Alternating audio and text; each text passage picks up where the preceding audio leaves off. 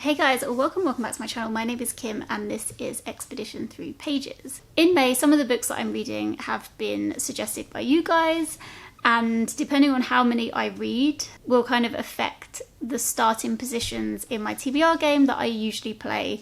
And my TBR game, I will be starting it again for July. So not for June, I'm going to skip over June and then start the game again for July. My game is called Tales from Two Trails, and for the last round of my TBR game I played me versus you guys, and I am going to be continuing that in July, but there may be some twists on the rules and stuff like that, but more about that at the end of June. So just to catch up with the last video, I was reading Scythe. This was suggested to me by Brittany, and I haven't quite finished this yet, but I am on my way to finishing it. So I'm on page 326, so I'm pretty close, and yeah, so this is ongoing still. The other book that I was kind of deciding whether or not I was going to read was between The Final Empire and another book, and I chose to go down the Final Empire route.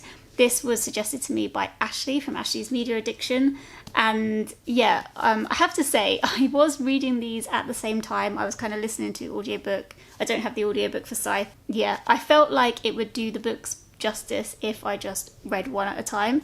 So I've actually read and finished The Final Empire during the time that I've last seen you.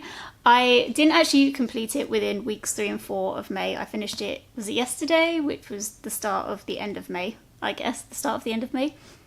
It was the 5th week in May, but it's the end of May. But I'm going to talk about it in this video anyway, because I read most of it in weeks 3 and 4.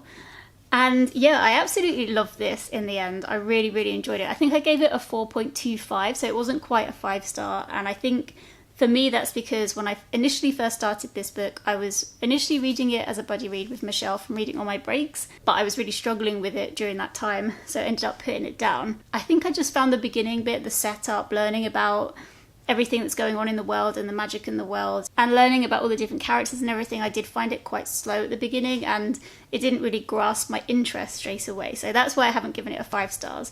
But once it kind of kicked off and we were well into the story, I was very invested. I was very invested. So if you don't know what The Final Empire is about, this is the first book in the Mistborn trilogy, written by Brandon Sanderson, and it's a fantasy world in which 1,000 years ago the Dark Lord won. So you have the guy at the top, the High Ruler. What's his name? I've just read this whole book. Lord Ruler, High Ruler.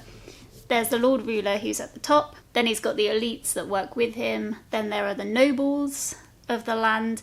And then there are the Scar. And these people are being heavily oppressed. They're enslaved, or they live in slums. That it's just a really bad situation for the Scar. And in this book, you're kind of following lots of different characters, but you're mainly following Vin, I would say, who's a young Scar who has lived a very hard life during her kind of early years in childhood. And then she kind of gets caught up in this whole plot to try and rebel against the Lord Ruler. Like I've said, once we got past the initial setting up of the story, I became very invested, and once the plan was kind of underway, it was just, it hooked me in. It was really great. And there were surprises along the way, things that I didn't think about, which I can't say here, obviously, but I found it thoroughly enjoyable. And it certainly did go into some detail about the magic, which in this world, if you have a certain magic called allomancy, then you can ingest metals and you can use them to do certain things. And yeah, that was very interesting, to be fair, but not very interesting in the beginning. I had to kind of get to know things better before I was actually interested, because I feel like some of the fight scenes at the beginning, there was like, oh, he used iron for this and brass for this, and I was like, wait, what is happening? I can't keep up. But towards the end you get used to what things do, and then you can keep up with all the fight scenes and stuff. Not that there's like, I think I was worried it was going to be fight scene, and it wasn't that. There was story and more character development than I was initially thinking there would be. So I was very pleased with that. I cannot wait to read the second one now, but I don't think I can for quite a while because I've got books planned for June already. So I'm hoping in July I can pick up the second book, because I really want to know what's going on. So thank you so much to Ashleigh for recommending me this. This was also on my 40 books to read by the time I'm 40, so that's another one ticked off the list, although I do think I'm a bit behind with that. And yeah, thank you for encouraging me to re-pick this back up, because it was definitely worth it. First Brandon Sanderson done, finally, and really excited that I've got so many more of his books to read. Probably more than I can ever finish, to be honest. So then, because I was like well on my way to finishing this one, I did actually already go on and choose another comment to pick a book from. So I'll put the screenshot here of me picking the next comment. And weirdly enough, Brittany's comment came back up first, and that was to read Scythe. And it's like it knew that I was going to finish The Final Empire first. So anyway, this is what came up. So I had to redo it. And Amanda R's comment came up. So the two books that Amanda wanted me to choose from was Hamnet by Maggie O'Farrell and Never Let Me Go by Kazu Ishiguro. And this is the one that I chose to read. The main reason for that was that I could get it on audio. And that's because we're edging to the end of May. And I have not, and I'm getting worried about not finishing even Scythe. So I was like, well, I don't have an audio for Scythe. I need a book I can have an audio book with. So even though I was already halfway through Hamnet, I still had about 200 pages to go. So this is quite a short read. Yeah, it's 282 pages. So I've started reading this. I'm finding this like really fascinating. I've heard very mixed things about this. Amanda did say that she really enjoyed it.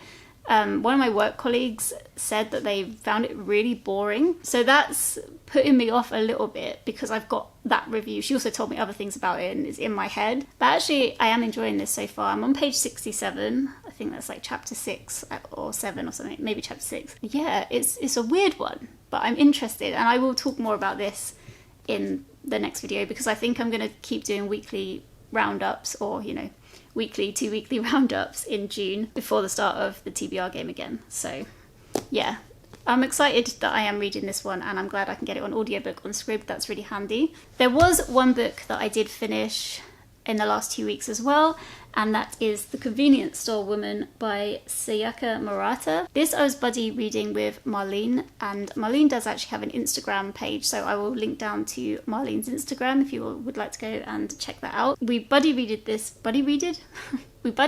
together, and it's very short. It's very, very short, and the pages don't even fill up the page. You know, it's just a small book. So in this story, you're following Keiko, who's 36. She has never gone anywhere in her life by society standards.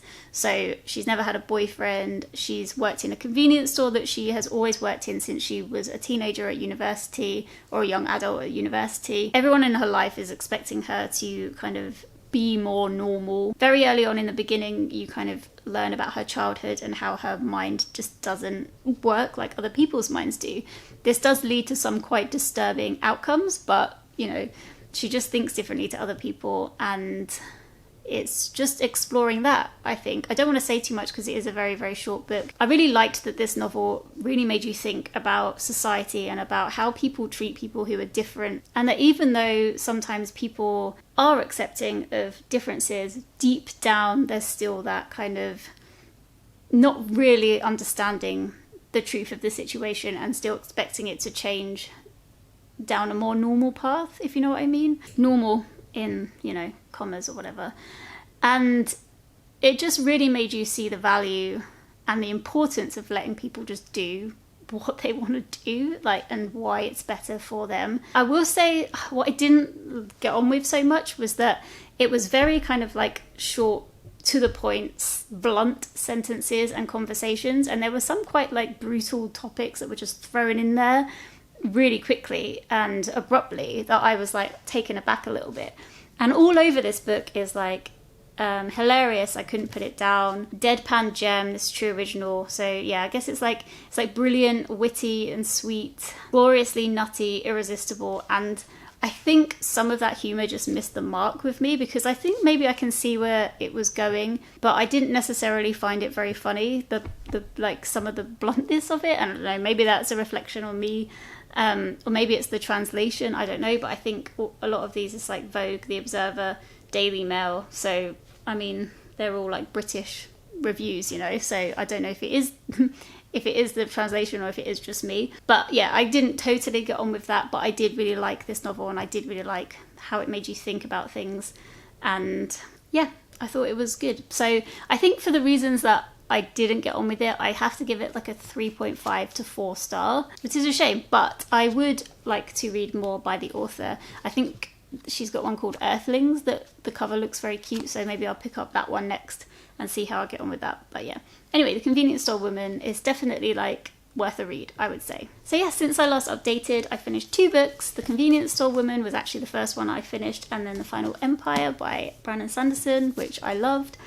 And yeah, so it was quite successful in that regard. Anyway, this one doesn't count towards any points because it wasn't in any of the comments that I picked. The Final Empire does gain me 1 point though, which is good. So now I've got a total of 2 points, which is kind of rubbish at this stage, but we won't worry about that.